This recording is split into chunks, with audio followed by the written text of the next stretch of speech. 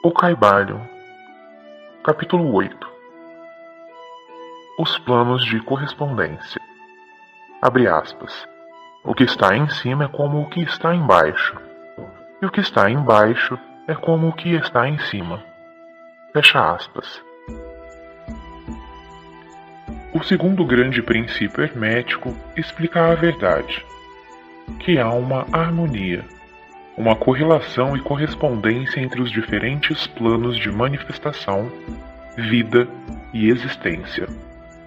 Esta afirmação é uma verdade, porque tudo o que está incluído no universo emana da mesma fonte. E as mesmas leis, princípios e características se aplicam a cada unidade, ou combinação de unidades de atividade, assim como cada uma manifesta seus fenômenos no seu próprio plano. Para um fim de conveniência do pensamento e do estudo, a filosofia hermética considera que o universo pode ser dividido em 3 grandes classes de fenômenos, conhecidas como os 3 grandes planos, denominados 1.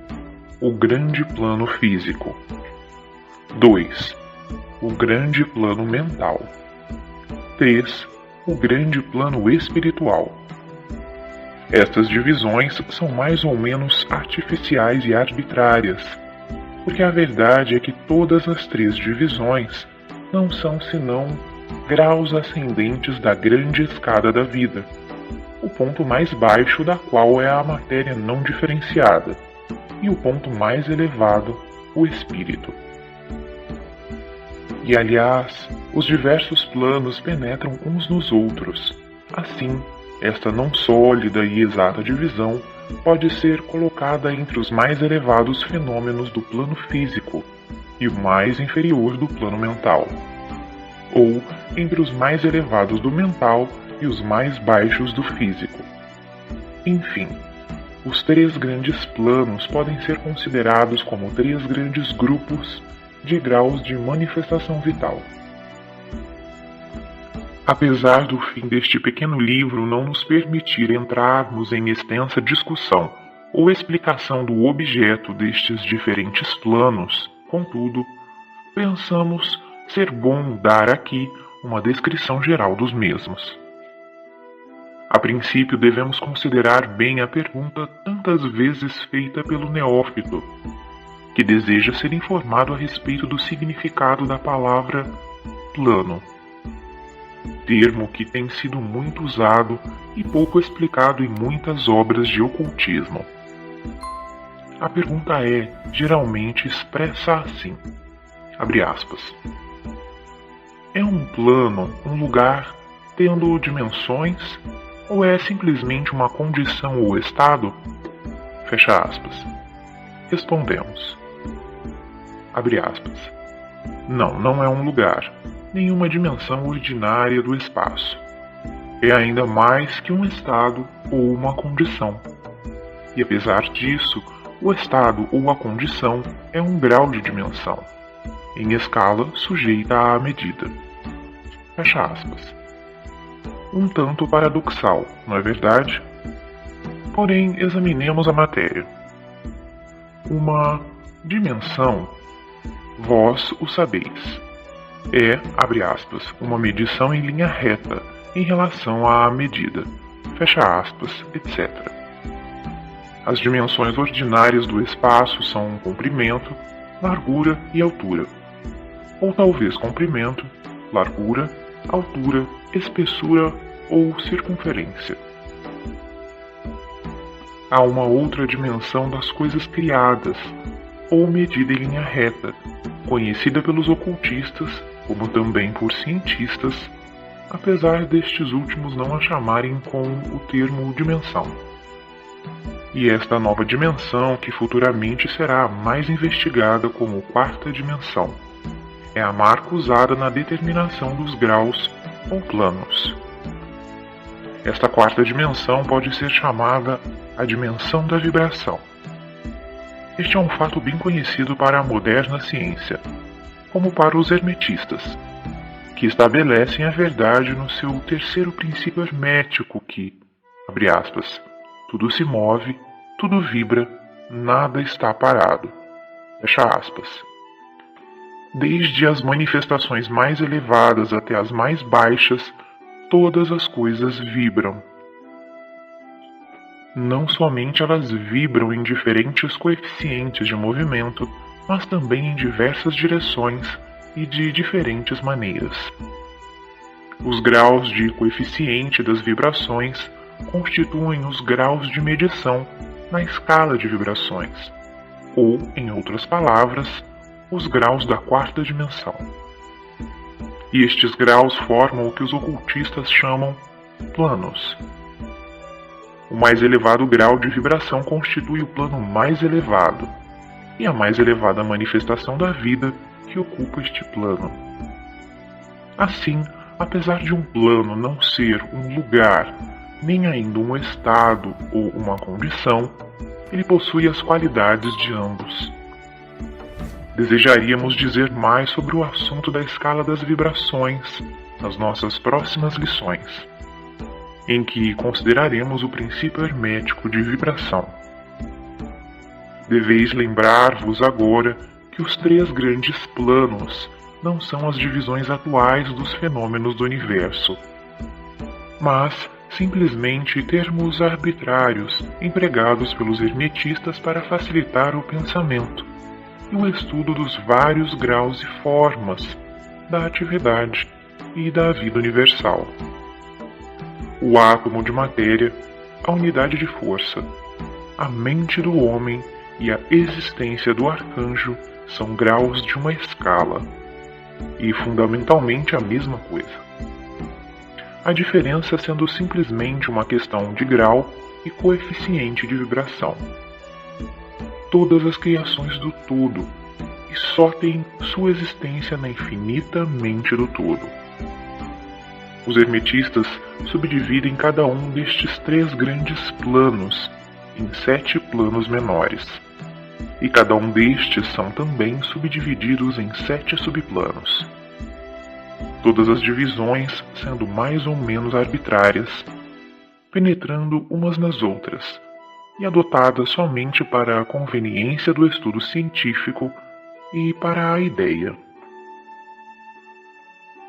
O grande plano físico, com seus 7 planos menores, é a divisão dos fenômenos do universo, que inclui todos os que são relativos às coisas, forças e manifestações físicas ou mentais.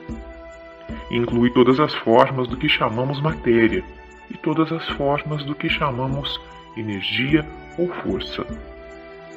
Deveis saber, porém, que a filosofia hermética não reconhece a matéria como uma coisa em si, entre aspas, ou como tendo uma existência separada, constante na mente do todo. Os ensinamentos são que a matéria é antes uma forma de energia. Ela é energia num coeficiente inferior, de vibrações de certa espécie.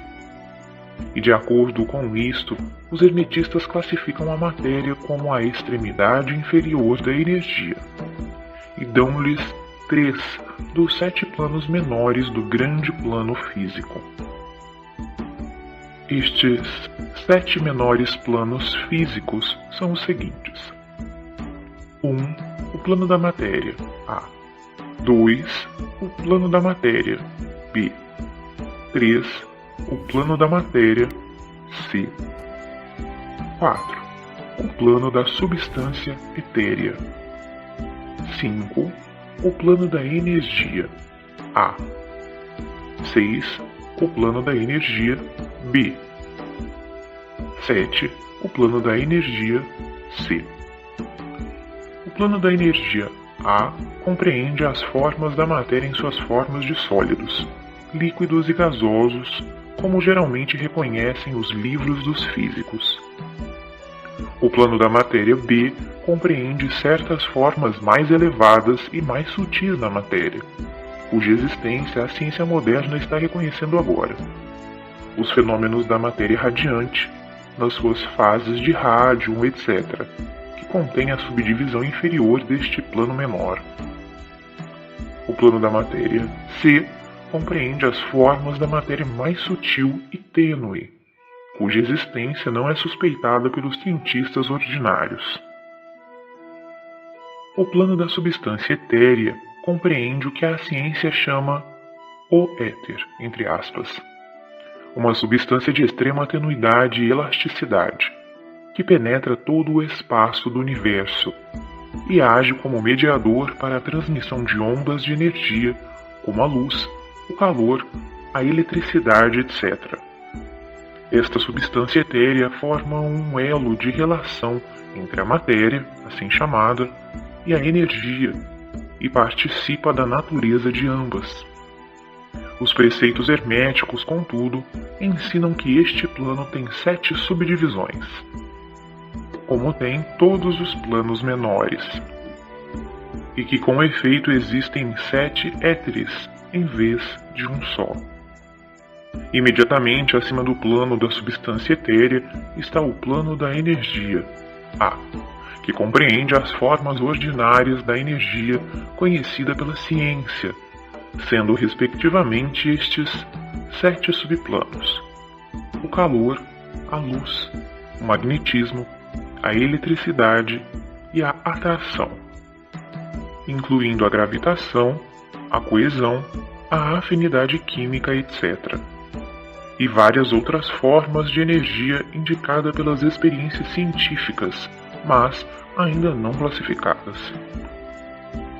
O plano da energia, B, compreende 7 subplanos de formas elevadas da energia ainda não descoberta pela ciência, mas que têm sido apelidadas, abre aspas, as forças mais sutis da natureza, fecha aspas, e que são consideradas em ações nas manifestações de certas formas de fenômenos mentais, e pelas quais tais fenômenos são possíveis. O plano de energia, C, compreende 7 subplanos de energia, tão elevadamente organizados, que eles contêm muitos característicos da vida, mas que não é reconhecido pela mente dos homens no plano ordinário de desenvolvimento, sendo útil só ao uso dos entes do plano espiritual. Tal energia nem é sonhada pelo homem ordinário, e pode ser considerada quase como a força divina. Os entes que a empregam são como deuses, comparados com os mais elevados tipos humanos conhecidos por nós. O grande plano mental compreende as formas de pensamentos viventes, conhecidas por nós na vida ordinária, bem como certas outras formas só bem conhecidas dos ocultistas. A classificação dos 7 menores planos mentais é mais ou menos satisfatória e arbitrária, se não for acompanhada por esmeradas explicações que estão fora do fim desta obra particular. Contudo, vamos mencioná-los. Eles são os seguintes: 1. O plano da mente mineral. 2. O plano da mente elemental, A. 3. O plano da mente vegetal. 4. O plano da mente elemental, B. 5. O plano da mente animal. 6. O plano da mente elemental, C. 7. O plano da mente hominal. O plano da mente mineral compreende os estados ou as condições das unidades, entidades ou grupos e combinações das mesmas, que animam as formas conhecidas por nós como minerais, químicas, etc. Estas entidades não podem ser confundidas com as moléculas, os átomos e os corpúsculos, que são simplesmente os corpos ou as formas materiais destas unidades, assim como o corpo de um homem é a sua forma material e não ele mesmo. Estas entidades podem ser chamadas espíritos, em certo sentido, e seres viventes de um grau inferior de desenvolvimento, vida e mente, exatamente um pouco maior que as unidades da energia vivente que compreendem as mais elevadas subdivisões do mais elevado plano físico. A mente média não quer geralmente atribuir a possessão da mente, espírito ou vida ao reino mineral, mas todos os ocultistas reconhecem a existência dela, e a ciência moderna move-se rapidamente para o ponto de vista do hermetismo a respeito deste assunto.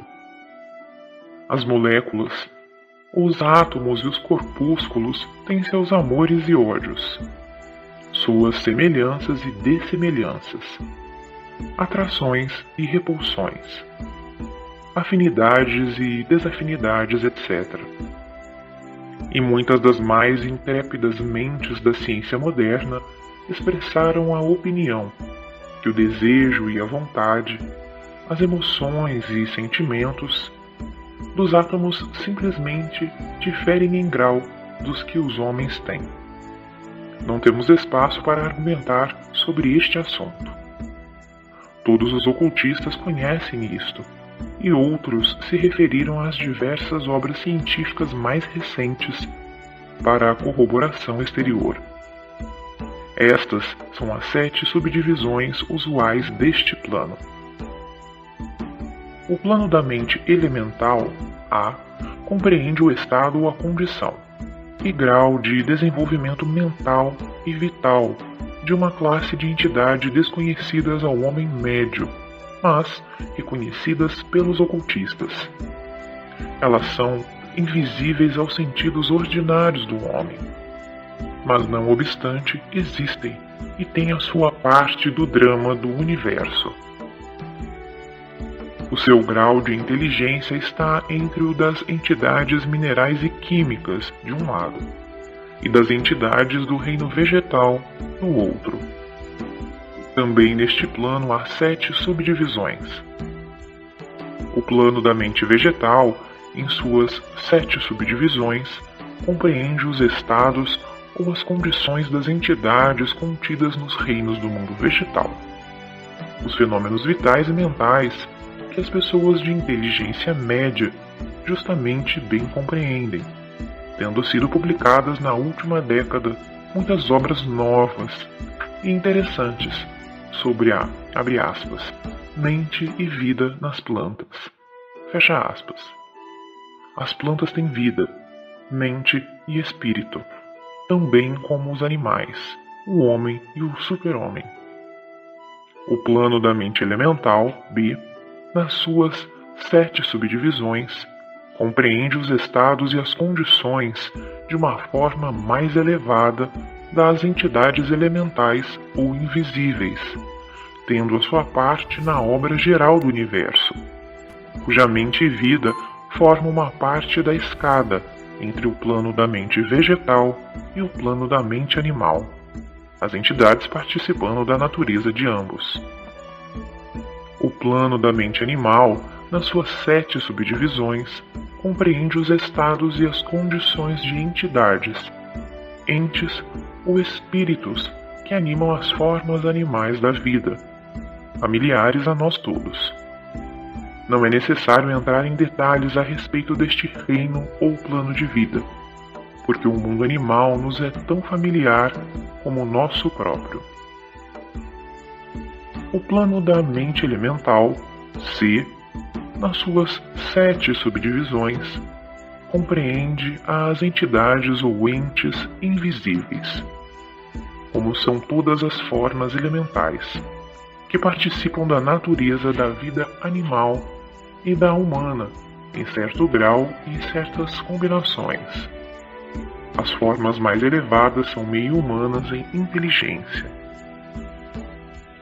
O plano da mente humana, nas suas 7 subdivisões, compreende as manifestações da vida e da mentalidade que são comuns ao homem, nos seus vários graus e divisões.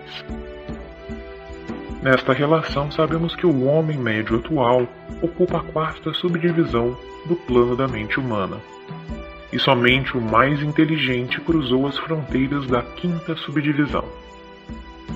A raça gastou milhões de anos para alcançar esta posição, e serão necessários muito mais anos para que ela passe a 6ª e a 7ª subdivisões, e vá além delas. Mas lembrai-vos que existiram raças antes de nós, que passaram por esses degraus e nos planos mais elevados. A nossa própria raça é a quinta, com restos da quarta, que pôs os pés no caminho. Contudo, há alguns espíritos avançados da nossa própria raça que ultrapassaram as massas e que passaram a sexta e a sétima subdivisões, e muitos poucos entes estão acima deles. O homem da sexta subdivisão será o super-homem, e o da sétima, o homem de cima. Na nossa consideração dos 7 planos mentais menores, nós nos referimos aos 3 planos elementais em sentido geral. Não queremos entrar em detalhes sobre este assunto, porque esta obra limita-se a tratar da filosofia e dos preceitos em geral. Mas podemos dizer-vos mais, com o fim de dar-vos uma pequena ideia mais clara das relações destes planos aos mais familiares deles. Os planos elementais têm a mesma relação com os planos da mentalidade e da vida mineral, vegetal, animal e hominal, como as claves pretas do piano têm para com as claves brancas. As claves brancas são suficientes para produzir a música, mas há certas escalas, melodias e harmonias em que as claves pretas têm a sua parte e em que a sua presença é necessária. São necessários também como elos de união da condição do espírito. São entidades-estados entre os outros diversos planos, certas formas de desenvolvimento podendo ser atingidas nele. Este último resultado, dando ao leitor que pode ler entre as linhas uma nova luz sobre o processo de evolução e uma nova chave da porta secreta dos lábios da vida entre um reino e o outro. Os grandes reinos dos elementais são muito reconhecidos por todos os ocultistas, e os escritos esotéricos estão cheios de menção deles. Os leitores de Zanoni, de Bulwer Lytton e outras obras semelhantes poderão reconhecer as entidades que habitam estes planos de vida. Passando do grande plano mental ao grande plano espiritual, que podemos dizer? Como podemos explicar estes estados mais elevados do ente, da vida e da mente?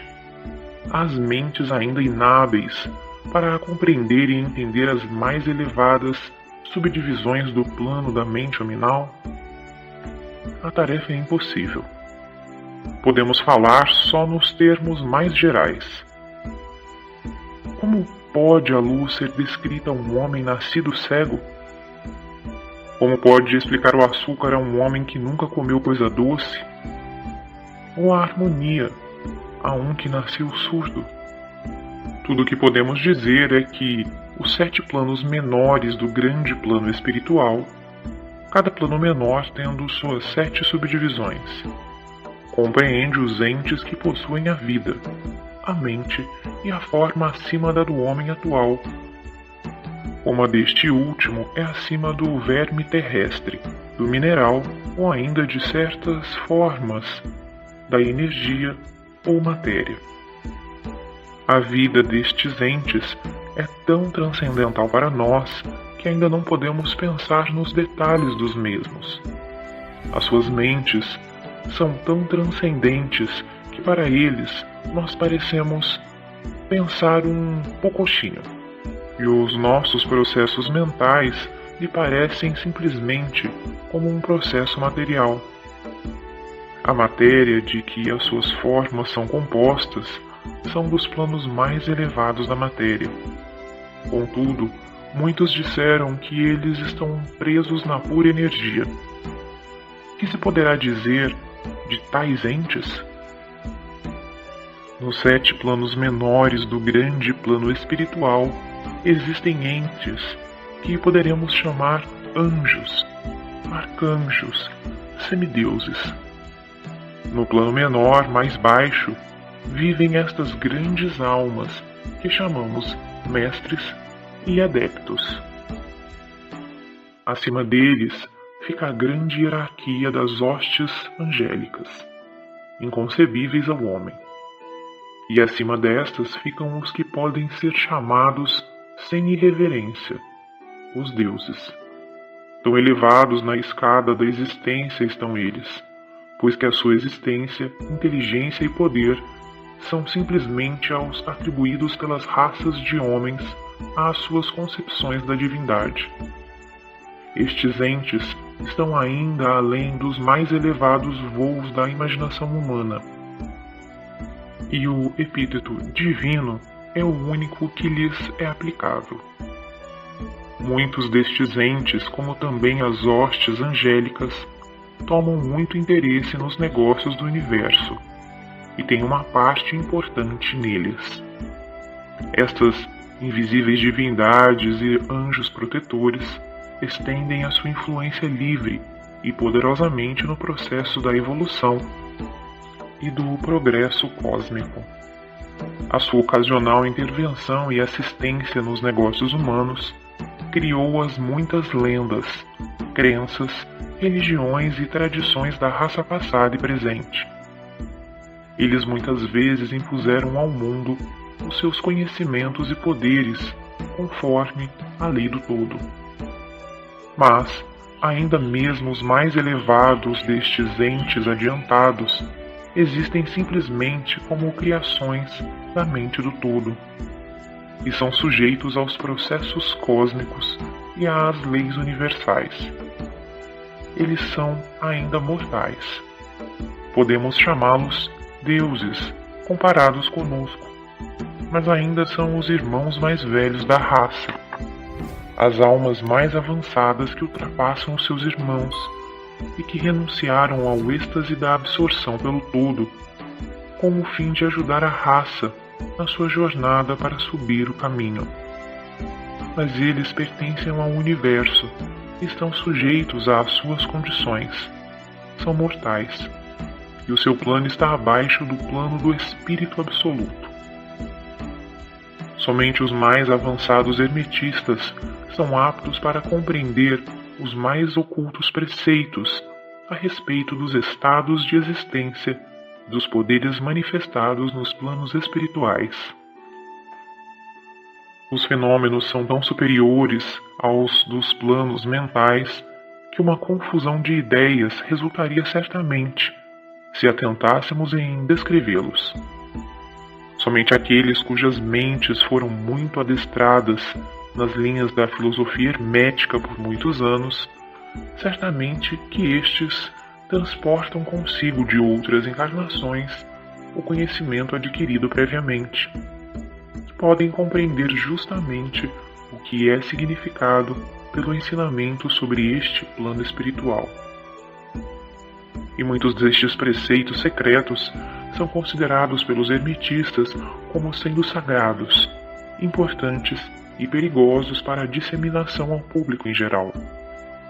Os estudantes inteligentes podem reconhecer que significamos com isto a ideia que a significação da palavra espírito, como é empregada pelos hermetistas, é semelhante à de poder vivente, força animada, essência oculta, essência da vida, etc., que não deve ser confundido com o termo usual e comumente empregado em relação com os termos, isto é, religioso, eclesiástico, espiritual, etéreo, santo, etc. Aos ocultistas, a palavra espírito se emprega no sentido de o princípio animado, entre aspas, entendendo com isto a ideia de poder, energia vivente, força mística, etc.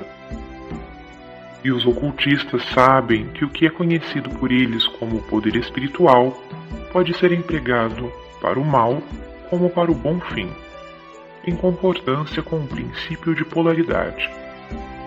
Fato que foi reconhecido pela maioria das religiões nas suas concepções de Satã Beelzebul, o diabo, Lúcifer, anjos caídos, etc. E assim os conhecimentos a respeito destes planos foram conservados no Santo dos Santos, na câmara secreta do templo de todas as fraternidades esotéricas e ordens ocultas. Mas podemos dizer aqui que aquele que atingiu os poderes espirituais superiores e empregou-os mal tem um terrível destino para si na história. E a vibração do pêndulo do ritmo inevitavelmente lançá-lo-á no extremo mais baixo da existência material, de cujo ponto ele tem de fazer a sua caminhada de prisão espiritual pelas muitas voltas do caminho, mas sempre com a tortura de ter sempre consigo uma ligeira memória das alturas de que caiu por causa das suas más ações. A lenda da queda dos anjos tem uma base nos fatos atuais, como sabem todos os ocultistas avançados.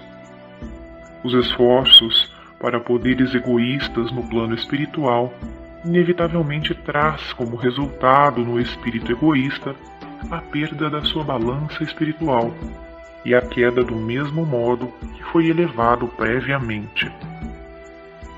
Mas ainda para tal alma é dada a oportunidade da volta, e ela toma o caminho de volta, pagando a terrível penalidade de acordo com a lei invariável.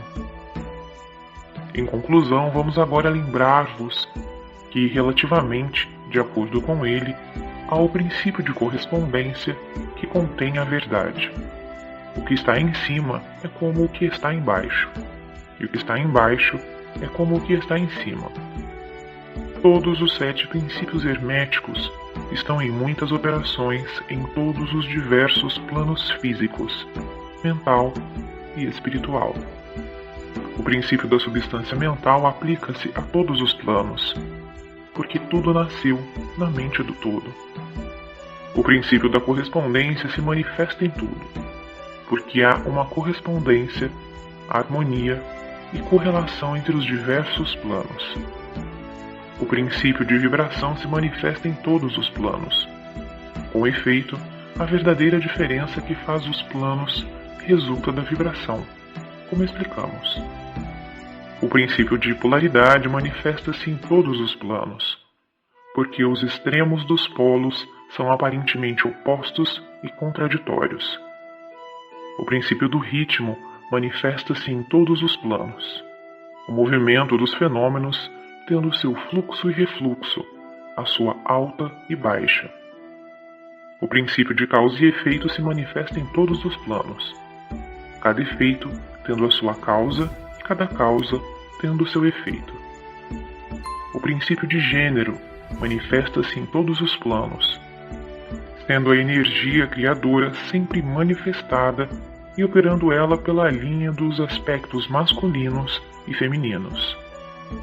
O que está em cima é como o que está embaixo, e o que está embaixo é como o que está em cima. Este axioma hermético de centenares de anos compreende um dos grandes princípios dos fenômenos universais. Como procedemos com as nossas considerações dos princípios permanentes, vamos ter ainda mais claramente a verdade da natureza universal deste grande princípio de correspondência.